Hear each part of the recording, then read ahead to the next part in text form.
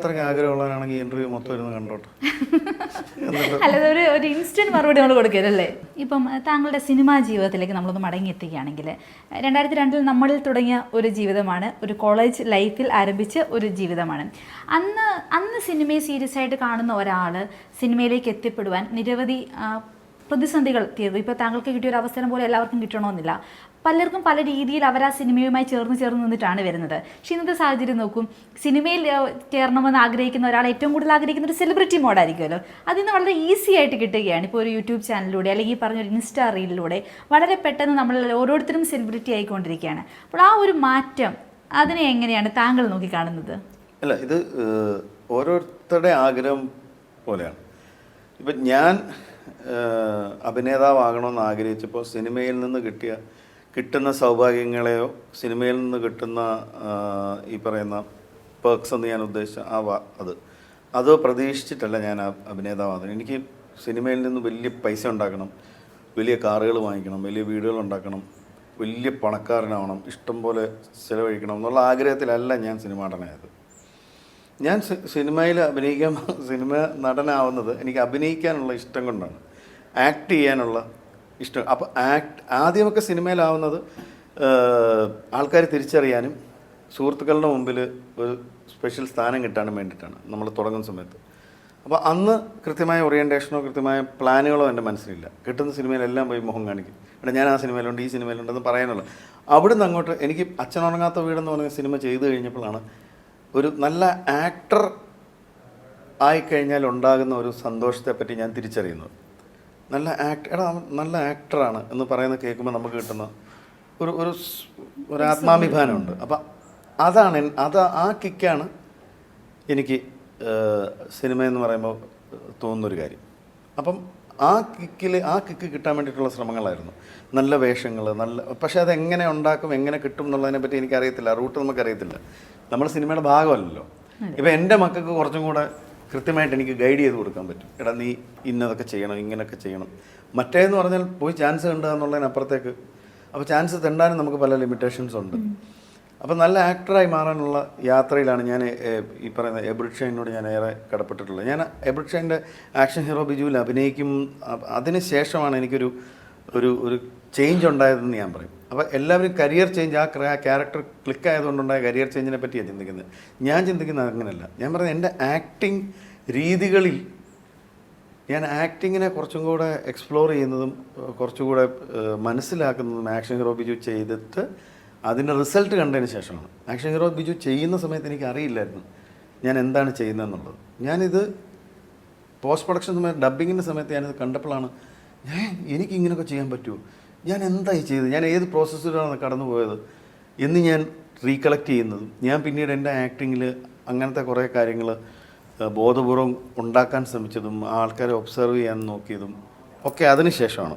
അപ്പോൾ എൻ്റെ ലക്ഷ്യമെന്ന് പറയുന്ന ഒരു നല്ല ആക്ടറായി മാറുക എന്നുള്ളതാണ്. പിന്നെ സിനിമയുടെ ഭാഗമായിട്ട് നിൽക്കുമ്പോൾ നമ്മളുടെ ശമ്പളം ഓരോ കാലത്തും നമ്മളുടെ ഇമ്പോർട്ടൻസ് അനുസരിച്ച് നമുക്ക് മാന്യമായി ലഭിക്കേണ്ട വേതനം നമ്മൾ മേടിച്ചുകൊണ്ടേ ഇരിക്കണം. അതല്ലെങ്കിലുള്ള കാര്യം എന്ന് വെച്ചാൽ നമ്മൾ ആവശ്യമില്ലാത്ത സിനിമകളിൽ അഭിനയിക്കേണ്ടി വരും, നമ്മൾ കുറേ ഓവർ എക്സ്പോസ്ഡ് ആവും. പിന്നീട് നമ്മൾ ഒരു കാര്യം കുറേ പ്രാവശ്യം ചെയ്ത് പൊയ്ക്കൊണ്ടിരിക്കുമ്പോൾ നമ്മൾ സ്റ്റീരിയോ ടൈപ്പ് ആവും, നമ്മൾക്ക് ആക്ടിങ്ങിനോടുള്ള ഈ ആഗ്രഹം കുറഞ്ഞു വരും.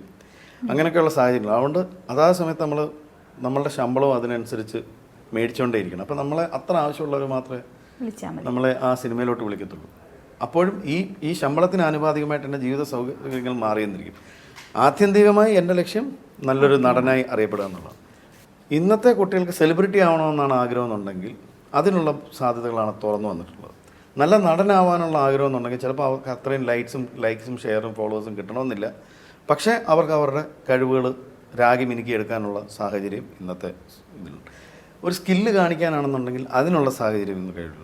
കുക്കറിയാണ് ഇപ്പം നിങ്ങളുടെ സ്കില്ലെങ്കിൽ, കുക്കിംഗ് ആണ് നിങ്ങളുടെ സ്കില്ലെങ്കിൽ അത് കാണിക്കാനുള്ള സൗകര്യമുണ്ട്. ക്രാഫ്റ്റ് മേക്കിംഗ് ആണ് നിങ്ങളുടെ സ്കില്ലെങ്കിൽ അത് വേറൊരാളുടെ സഹായമില്ലാതെ, ഈ ക്യാമറകളുടെ ഒന്നും അല്ലെങ്കിൽ ഒരു ചാനലിൻ്റെ ഒന്നും സപ്പോർട്ടില്ലാതെ സ്വയം ചെയ്തിട്ടുള്ള ഇങ്ങനത്തെ സാഹചര്യങ്ങളൊക്കെ ഒത്തിരി വന്നിട്ടുണ്ട്. അവനവൻ്റെ ആഗ്രഹം എന്താണോ അതിനനുസരിച്ച് വളരാനുള്ള സാഹചര്യത്തിലേക്ക് ലോകം എത്തിയിട്ടുണ്ടെന്നുള്ളതാണ് ഏറ്റവും വലിയ പോസിറ്റീവ്. അതായത് വേദികൾ ധാരാളമുണ്ട്, ആ വേദികൾ ഉപയോഗിക്കാനുള്ള നമ്മളുടെ ആഗ്രഹം എന്താണോ അതിനനുസരിച്ച് വേദികളെ ഉപയോഗിക്കാനുള്ള സാഹചര്യം ഇപ്പോൾ വന്നിട്ടുണ്ട്.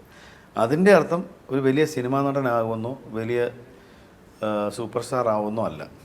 അത് ആഗ്രഹിച്ച് അത് ഫോക്കസ്ഡ് ആയിട്ട് നീങ്ങുന്ന ഒരാൾക്ക് മാത്രമേ ചിലപ്പം ഈ ചെറിയ മൊബൈൽ സ്ക്രീനിൽ ഓവർ എക്സ്പോസ്ഡ് ആവുന്നത് ചിലപ്പോൾ ഒരാൾക്ക് സൂപ്പർ സ്റ്റാർ ആവുന്നതിലേക്ക് നയിക്കാൻ ഒരു തടസ്സമായിരിക്കും. നമ്മൾ ഒരാളെ ഒത്തിരി കണ്ടു കഴിഞ്ഞാൽ അയാൾക്കൊരു എക്സ്ക്ലൂസിവിറ്റി ഉണ്ടാവില്ല. ഈ സീരിയലുകാരുടെ പരാതി പോരല്ലേ? അതെ, അവരെ നമ്മൾ ഡെയിലി അതെ ഡെഫിനറ്റ്ലി ആങ്കർമാർക്കും ഇതേ പ്രശ്നമുണ്ട്. കാരണം നമ്മൾ അവരായിട്ട് കണ്ടു കഴിഞ്ഞു, പിന്നെ അവരൊരു ക്യാരക്ടറായിട്ട് വരുമ്പോൾ നമുക്ക് പെട്ടെന്ന് അവരെ ക്യാരക്ടറായിട്ട് ഉൾക്കൊള്ളാൻ ചിലപ്പോൾ കഴിഞ്ഞൊന്നും വരത്തില്ല. അപ്പോൾ അതൊക്കെ ഓരോരുത്തരുടെ ആഗ്രഹം ഇഷ്ടപ്പെടുക്കും. ഞാൻ ടെലിവിഷനിൽ വളരെ തിരക്കുള്ള ഒരു ആങ്കറായിട്ട് നിൽക്കുമ്പോഴാണ് എനിക്ക് ആക്ടർ എന്ന് പറഞ്ഞ ആഗ്രഹം തലക്ക് പിടിക്കുന്നത്. ഞാൻ ടെലിവിഷൻ ഉപേക്ഷിക്കുന്നതും എനിക്ക് സ്ഥിരമായി ഉണ്ടായിരുന്ന ഒരു നല്ല വരുമാനം 10-12 വർഷത്തോളം ഇല്ലാതാവുന്നതും. അപ്പം ഇതൊരു കംഫർട്ട് സോണാണ്. നമുക്ക് ഈ ടെലിവിഷൻ ആങ്കറിംഗ് ഒക്കെ ചെയ്ത് വലിയ വലിയ സെലിബ്രിറ്റി ഷോസൊക്കെ ചെയ്ത് നിൽക്കുകയെന്ന് പറയുന്നത് നല്ല പണം കിട്ടും, നല്ല സ്വീകാര്യത കിട്ടും, എവിടെ ചെന്നാലും ആൾക്കാർ നമ്മളെ പൊതിയും. മിനി സ്ക്രീനിലെ ആൾക്കാരെയാണ് എല്ലാവർക്കും കൂടുതൽ ഇഷ്ടം. കാരണം ഭയങ്കര പരിചയം കാണും. സിനിമയിൽ ചിലപ്പം 10 വർഷം വർക്ക് ചെയ്ത് ഒരാളുടെ പേര് പോലും ഓഡിയൻസിന് അറിയണമെന്നില്ല. പക്ഷേ മിനി സ്ക്രീനിലുള്ള ആളെ എല്ലാവർക്കും അറിയാം. അപ്പോൾ അതൊരു ഭയങ്കര കംഫർട്ട് സോണാണ്.